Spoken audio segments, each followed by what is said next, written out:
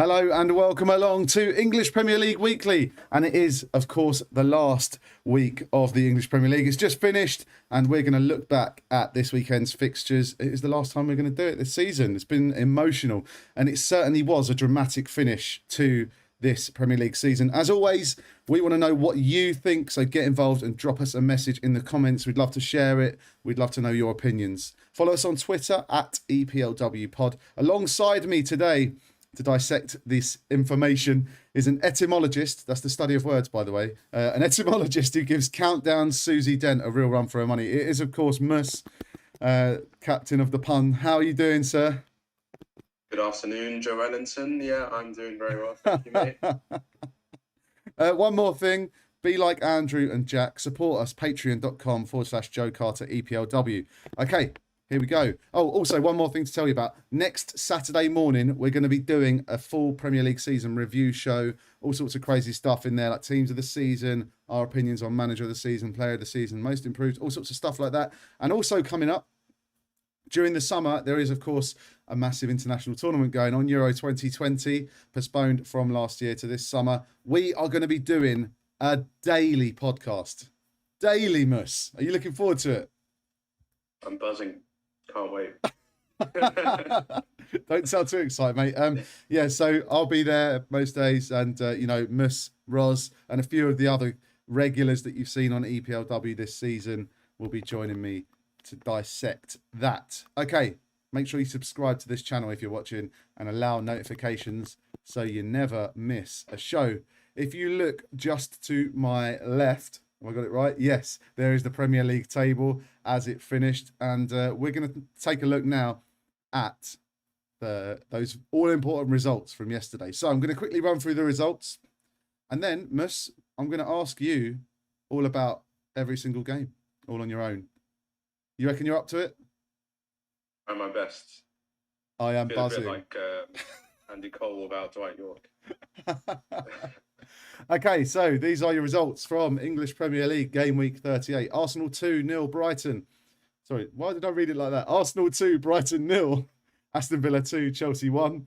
Fulham 0, Newcastle 2. Leeds 3, West Brom 1. Leicester 2, Tottenham Hotspur 4. Liverpool 2, Crystal Palace 0. Man City 5, Everton 0. Sheffield United 1, Burnley 0. West Ham 3, Southampton 0. Wolves 1, Manchester United 2. Mus, which one of those are you most looking forward to talking about on today's show? Hard to say. I think it was really dramatic final day of games. I think probably the Leicester Spurs result had the most talking points and ultimately the biggest ramifications. And not to blow my own trumpet, but I think that's the only result I didn't call yesterday on the preview show, as well as the Sheffield United result. But that one didn't really matter anyway. Yeah, well, fair play. I mean, lucky for Roz, we weren't actually taking down the predictions yesterday. Yeah, anyway, look, my mistake. But, well done. It bodes well for next season. And also for our Euro daily podcast this summer.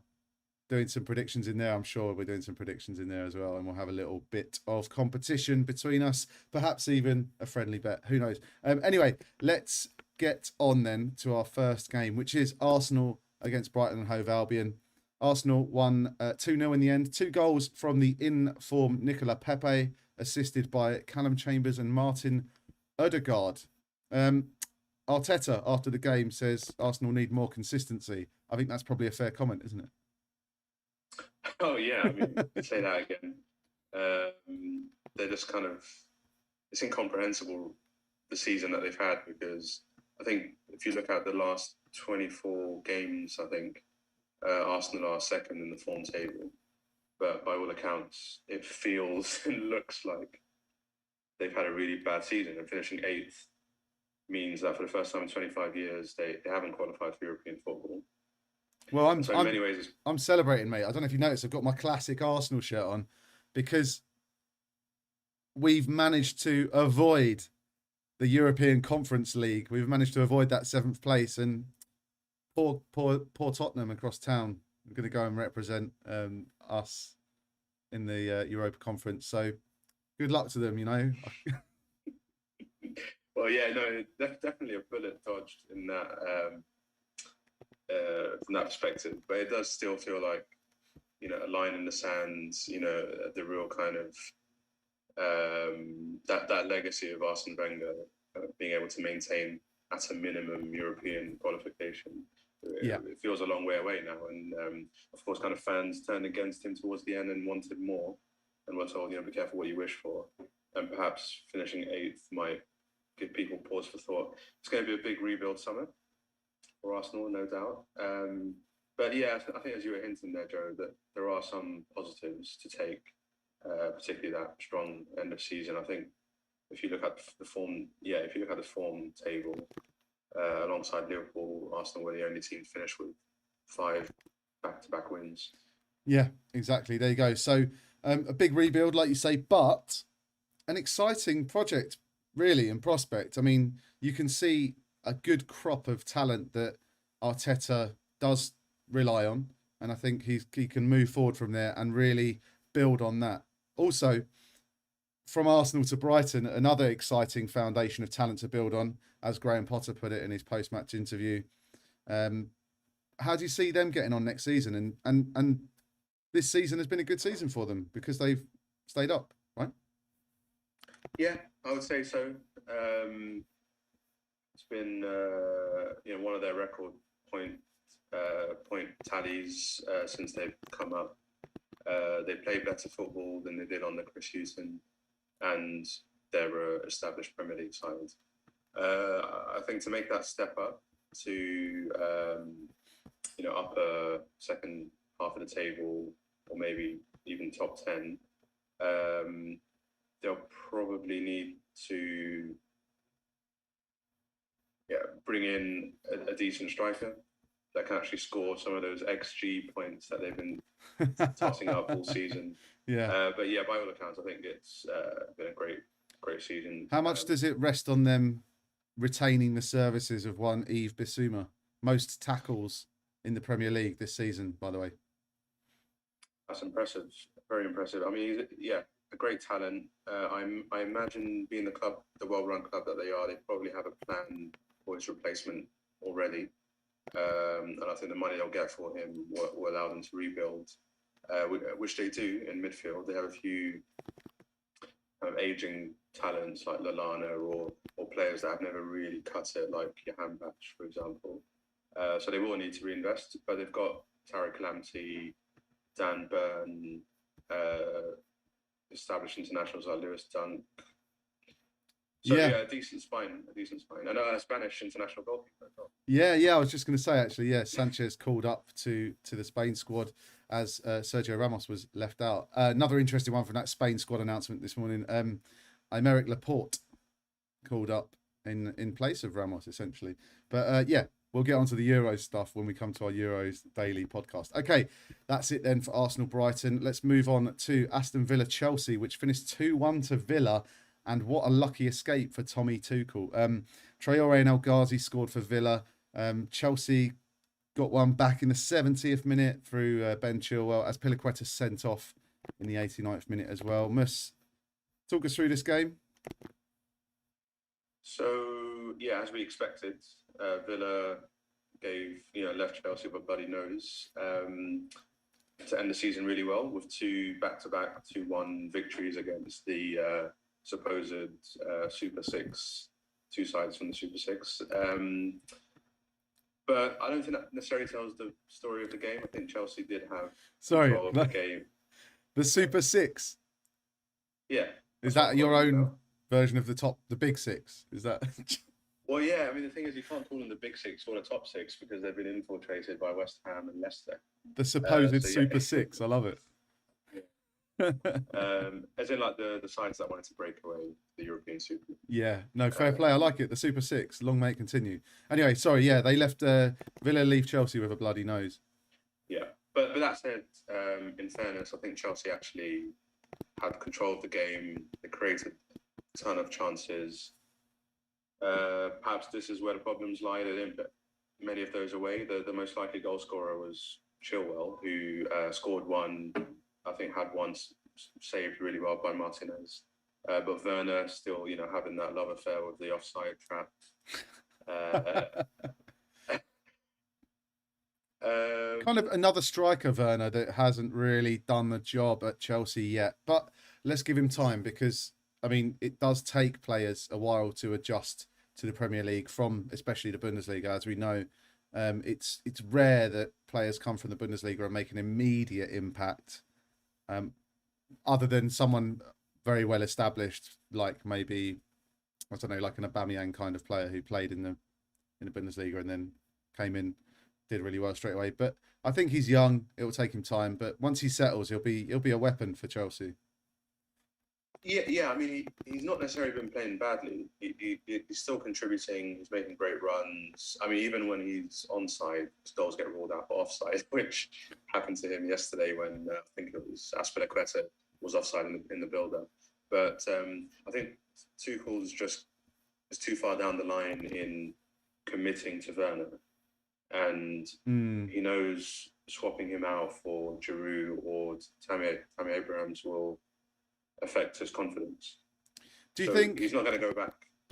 Do you think Tuchel's cutting his nose off to spite his face then? Do you think he's kind of like, no, I said Werner would make it and I'm going to stick with him until he does? But he's got an absolutely lethal striker on the bench in Oli Giroud, who, I miss him being. Arsenal could have done with him, the last couple of years, and we would have made much better use of him than Chelsea's various managers have in the time that he's been there. But yeah, is he cutting his nose off to spite his face?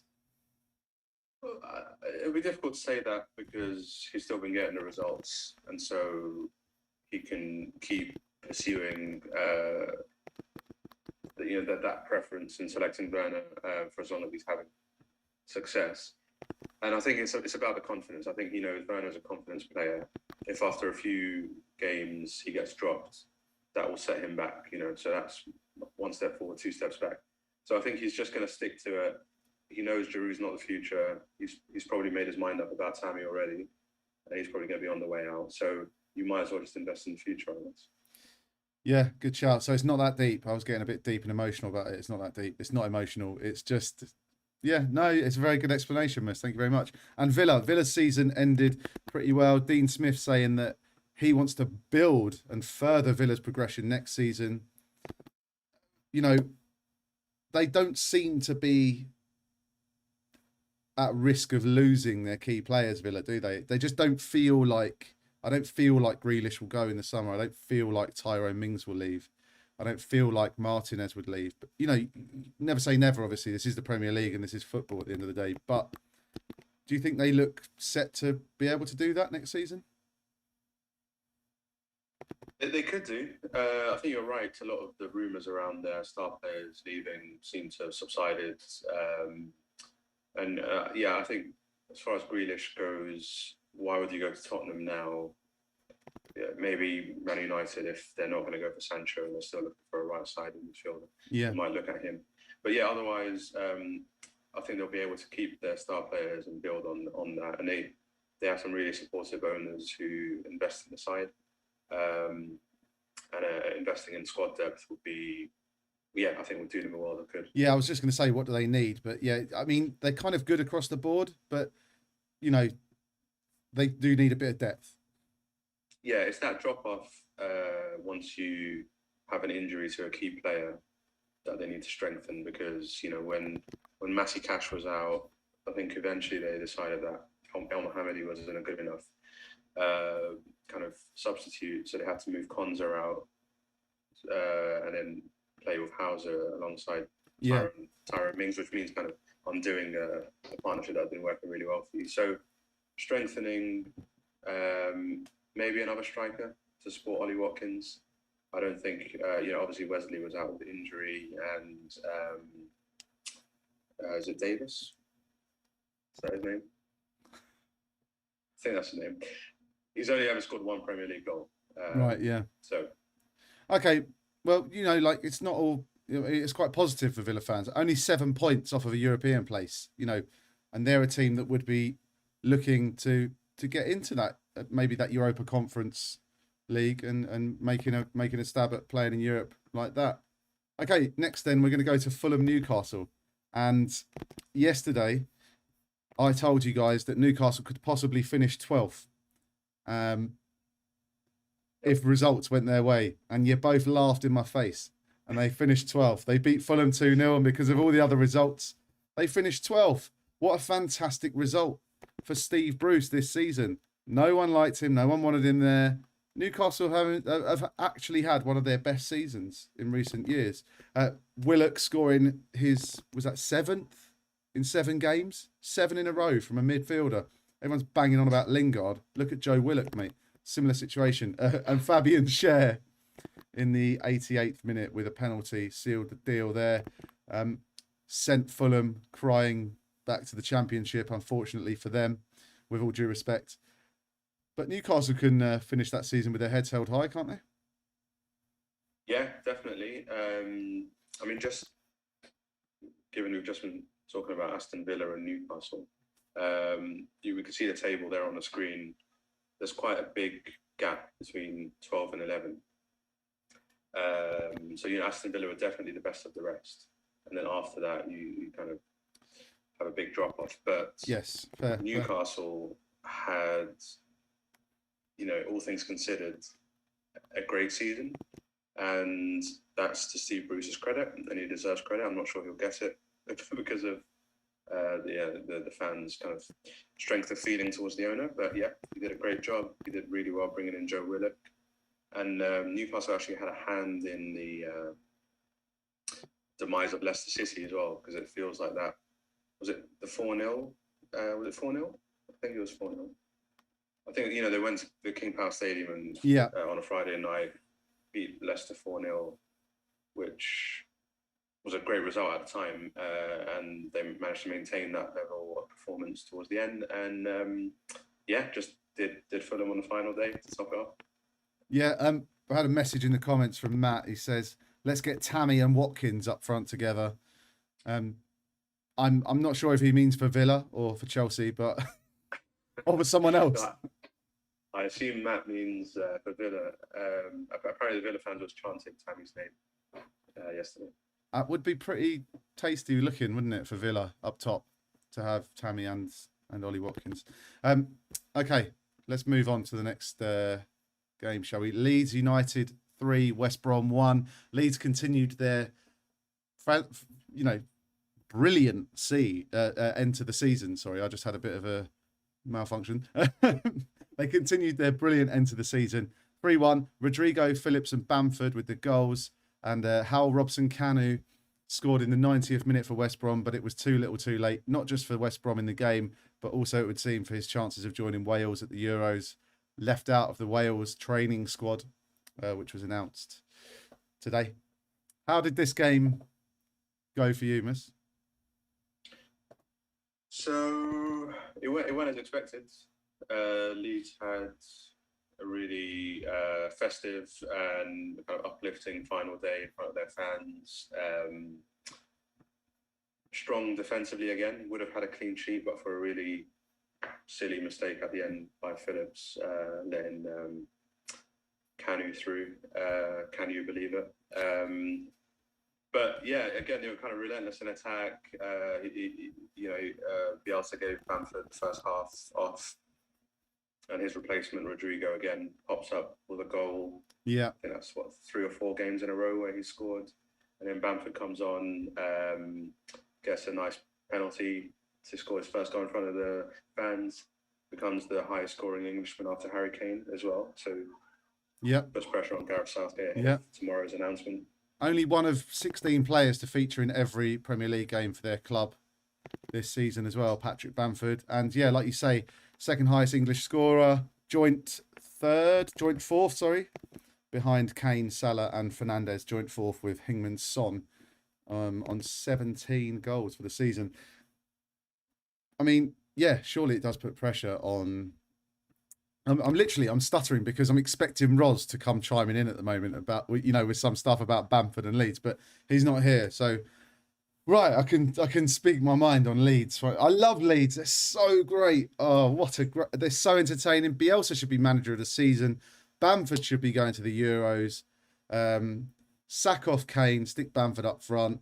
I mean, Bielsa's an absolute magician as well, like what he's done to come up from the Championship and finish with, what is it, 55, 59 points they finished on? Unbelievable. Absolutely unbelievable from a Championship to 59 points. Yeah. So, Joe, can I just say RIP or mentions and just give me a second to mute the group chat because I'm sure Roz is going to be sending a tirade of abuse. Yeah, I better do the same actually. Cool. Right then, let's have a look. West Brom, obviously, yeah, they've gone back down. Let's move on to the next one. Our next game, we're going to look at Leicester 2, Tottenham Hotspur 4.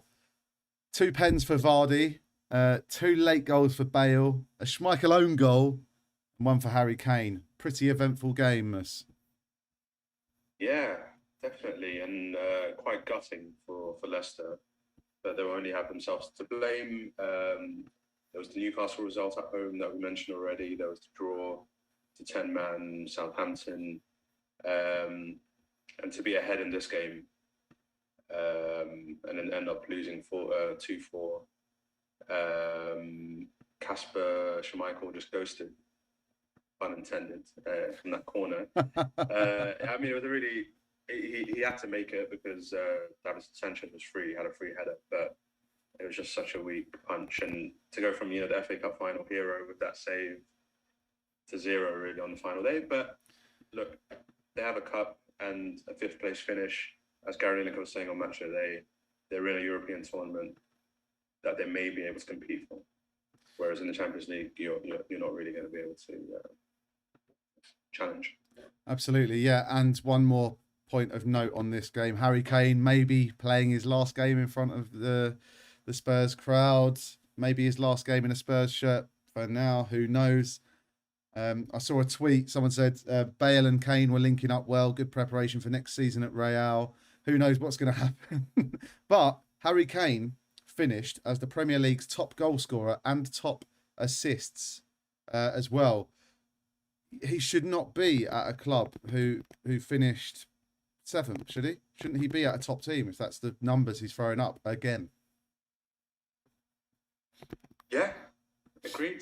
I can't argue with that. If you get more assists in a season than Kevin De Bruyne and get your third Golden Boot in your career, I think only was it Henry and Shearer have more than 2.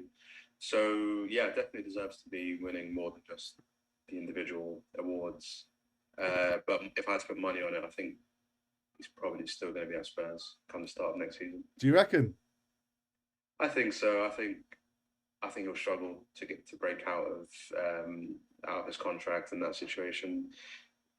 Yeah, I don't think he'll be allowed to leave. Yeah, a bit of a sad situation if that is the case, isn't it? Because he kind of put all of his eggs in one basket, signing such a large contract. I think it was a 6-year contract when he signed it at Spurs, really committing his future to them. But, it remains to be seen what happened. Like I said earlier, this is football. You never know. Okay, on to Liverpool, who, let's be honest, you mentioned it earlier, the form team in the last kind of 10 to 15 games of the season.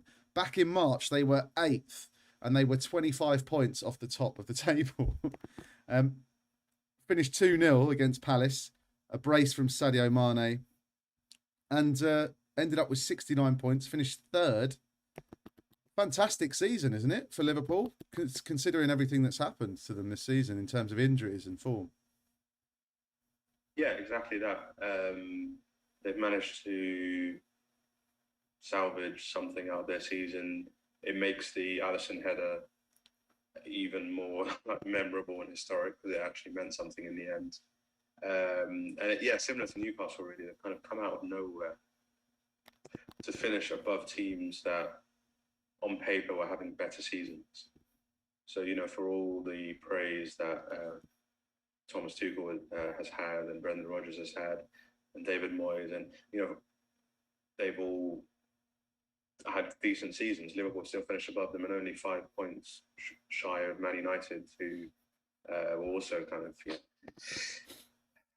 being given a lot of plaudits. So well done to Liverpool. Shame about Salah not being able to get his 3rd Golden Boot, but there's next season. There's always next season, as long as he's still there. And a quick word on Crystal Palace and the departing Roy Hodgson. We said a few words about him yesterday, didn't we? And yeah, I mean, he goes with his head held high. Heard an interview earlier with him, and didn't sound like he was ready to leave the game altogether, which is what a lot of people maybe thought was going to happen. Where's he going to go next? This guy just keeps on going. Yeah, I mean, I think he seemed to be saying that he doesn't have a plan, but he doesn't want to be definitive about his retirement, so that it was almost like a never say never situation. But I mean, if he did stick around in the game, I imagine like a director of football-esque role somewhere where maybe he can mentor a young manager, pass on his experience, something like that. Might not be the worst idea. But what is he, 73 or something? Just relax, Yeah. Go to Malaga or something and just spend the rest of your days. Just enjoy some tapas and a nice Spanish lager. Yeah, I know what you mean. Okay, let's get on to Man City's absolute drubbing of Everton. Lots of talking points in this one. 5-0 it finished. De Bruyne, Jesus and Foden putting City 3-0 up before Sergio Aguero came on and bagged a 5-minute brace to say his farewell to Man City. Not 100% official, but he appears to be going to Barcelona, which isn't a bad place to retire to, is it? Kind of like what you're saying about Hodgson should go to Malaga. Well, Aguero's going to Barcelona and he's going to retire at one of the biggest clubs in the world alongside, Lionel Messi and co. Could be worse, couldn't it? Yeah, I mean, it was the perfect final day for him at City. He tied and then beat Wayne Rooney's, overtook Wayne Rooney's Premier League goals record. I think he also broke the record for most goals of a single team, in Premier League history with 184. So yeah, he leaves as a legend, leaves the way he came. I need to correct you. What were you saying about Wayne Rooney? So looking at the official stats, Rooney's on 208 Premier League goals and Aguero's on 184 as of yesterday. So, all right. So did he over? So who did he overtake yesterday? Check your stat book, mate. Check your stat book. He didn't actually overtake anyone yesterday, but he's remains three behind Andrew Cole on 187. So I just had to pull you up on that because I didn't want to anger some Man United fans about that one. No, fair enough. But still very impressive and remains the fourth all-time leading goal scorer in Premier League history. Yeah, and I think one record that he definitely did win, it may have been the Wayne Rooney record for most number of goals for a single Premier League team that he beat. Oh, so right. Rooney has 183 goals for Man United, and that had been the most for any single team. So Shearer's goals obviously split across Newcastle, etc. Well, that makes a lot of sense. Yeah. Yeah. But yeah, thanks for asking me to clarify. I can confirm that that's correct as well. I've just checked it on the stats. So there we go. Awesome. That's what we do here. EPLW. Subscribe. It's all about the veracity of the stats. I love it. Yeah. But yeah, I was going to say he left as he arrived with 2 goals as a substitute. Which is great. And if he moves out to Barcelona, what does it say about Barcelona that having just let go an aging South American attacker with injury problems, that they go and buy Aguero or bring in Aguero? Yeah, there you go. They're just, I mean, we all know it was the craziest transfer of the last summer's window, wasn't it? Suarez to Atletico for free, just unbelievable. But yeah, I think Aguero could do well, and he'll probably get another 3 years out of playing in Spain. Yeah, no, definitely. I think, if he has assurances that Messi's staying, which I assume he would have got before committing to them, then I think he's got a few good seasons in him, and also just in terms of title wins. In the top 5 divisions in Europe, I think only Bayern Munich held on to their title. So there was a change of champion in England, Italy, France, and Spain. which I think is quite telling. Just I don't know if you put that down to like COVID disruption or what's it, but yeah, interesting kind of change in the old guard, I guess. Will normal service resume next season? Let's see. Okay, let's then talk about Everton. Finished up 10th in the table, 59 points, behind Leeds on goal difference. Just for kind of, for a bit of context. Not great season for Everton. Ancelotti failed this season. Yeah, I mean, I wouldn't go as far as saying he failed. I think he disappointed. I think you were asking yesterday if Everton have underperformed, and I think kind of dropping to 10th probably, that answers your question. It has been a disappointing season, finishing with a negative goal difference as well says it all. State the obvious, don't score enough, and defensively brittle really. And when Michael Keane is out,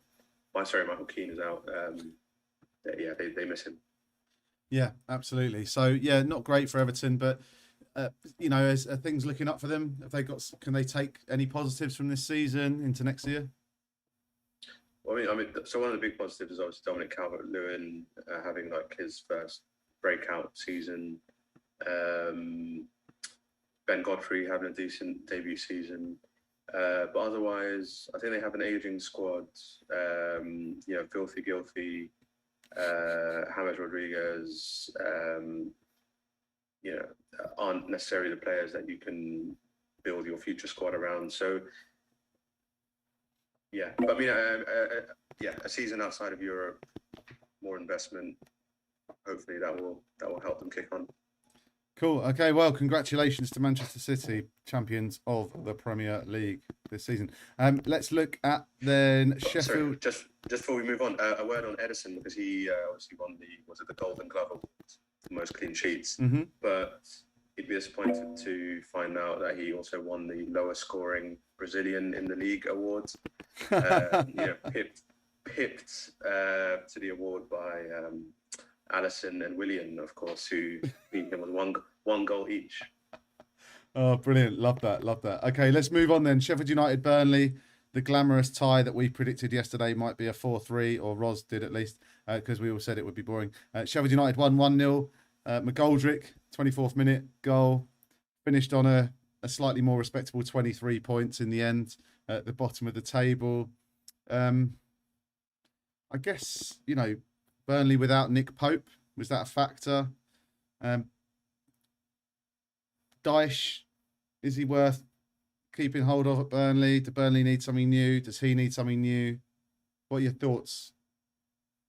Well, so I think what Dyche needs is players and money. I think he's still the right fit for them. He won't necessarily do as well as he's doing now with another club, another setup. And I think by all means, like Burnley with another manager couldn't take survival in the Premier League for granted. I think Sheffield United ended on a respectable note. Their last couple of games, 2 wins and 5. McGoldrick, I think we said yesterday, was one of the few players that can hold his head up high this season. And they avoided two of these kind of worst time, two of the kind of worst ever Premier League team records in the lowest points tally, which people thought they might take from Derby County, but they ended up with 23. And then I think also they were at risk of ending up as the lowest ever goal scorers, which they were tied on. But the goal yesterday made sure that they didn't get that. But still, Salah and Kane scored more goals than Sheffield United put together. Yeah, well, there you go. And one other note on that, David McGoldrick's 24th minute goal was the 1,000th goal of the Premier League season. There you go. West Ham beat Southampton 3-0. Pablo Fornals turned up out of nowhere, 2 goals and an assist. And Declan Rice capped it off, an assist for Soufal as well. West Ham then confirmed 6th place was theirs, and they're into the Europa League. Yes, a very good season for West Ham, albeit tiny bit of disappointment that they weren't able to break into the top four. But I think Europa League qualification is a great outcome. Shows what David Moyes can do when he's allowed to play the way that he knows how to play, and is allowed to bring in the players that he wants. And I think Kufal, Souček have been some of the signings of the season. If they're able to hold on to Declan Rice, maybe bring in Danny Ings or a striker of that profile to support and potentially replace Antonio when he's inevitably out with a hamstring injury, and they can push on. Yeah. Okay. Let's move on. I mean, well, actually, let's have one more on West Ham. David Moyes, like you said, showing what he can do with the right players and the right freedom and the right tactics. Is he the manager of the season? Oh God, he'd be a definite candidate. Well, I want you to think about it for our review show on Saturday. Okay. I'll give you some time to figure it out, and we can talk on Saturday. But yeah, make sure you tune into that on Saturday. EPLW's season review show for the Premier League. Don't forget, subscribe to the channel as well and allow notifications to make sure you never miss a stream. We've got one more match to look at, and it is, of course, Wolves 1, Manchester United 2. Nelson Semedo scoring for Wolves in the 39th minute. But before that, 19-year-old Anthony Elanga became the 19th teenager to score in the Premier League for Manchester United. And in first half stoppage time, Juan Mata slotted away a pen.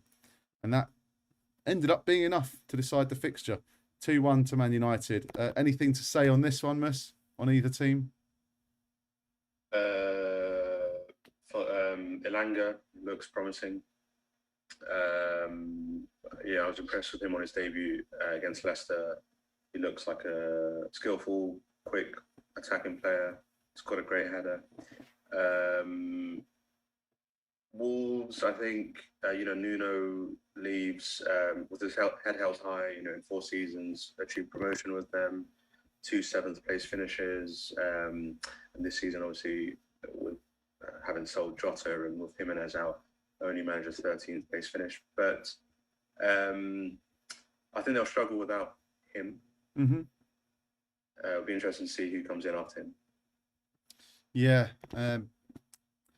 There's a lot of these kind of not sure where managers are going to go, but maybe we can chat about it in our show on Saturday. Mus, thank you very much for joining me today. We're going to say goodbye for now, but we shall see you on Saturday for our review show. Remember, look out for our Euros daily podcast coming up over the summer for Euro 2020. Lots of interesting stuff in there. Lots of content. Content is king, and we're bringing it. Mus, any final words you'd like to sign off on? No, I'll save my end of season speech till Saturday. But thanks to you for